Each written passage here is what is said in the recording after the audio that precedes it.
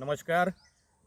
सिंधुदुर्ग जिल्हा परिषद आणि पंचायत समितीच्या 2026च्या निवडणुकीमध्ये चिंदर पंचायत समितीचे आमचे मित्र आणि भारतीय जनता पार्टीचे उमेदवार दीपक सुर्वे यांना येणाऱ्या 7 फेब्रुवारीला पंचायत समितीच्या निवडणुकीमध्ये प्रचंड मताने विजयी करायचा आहे.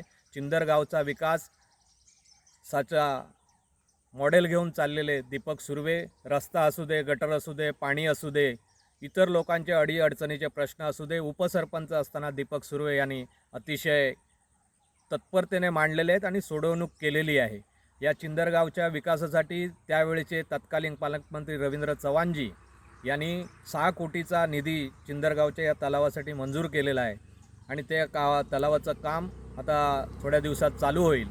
या तलावाच्या माध्यमातून आणि विकासाच्या माध्यमातून माननीय नारायणराव राणेसाहेब, नितेश राणेसाहेब, निलेश राणेसाहेब आणि भारतीय जनता पार्टीचे देवाभाऊ यांच्या मार्गदर्शनाखाली या तालुक्याचा, या गावचा विकास करण्यासाठी आणि माननीय नरेंद्र मोदी यांच्या 2047च्या विकासाच्या मॉडेलसाठी, विकसित भारतासाठी आपण दीपक सुर्वे यांना येणाऱ्या 7 फेब्रुवारीच्या पंचायत समितीच्या निवडणुकीमध्ये प्रचंड मताने विजयी करा असं आवाहन मी चिंदर नागोचवाडी युवक मंडळाचा अध्यक्ष योगेश पडवळ करत आहे. जय हिंद, जय महाराष्ट्र.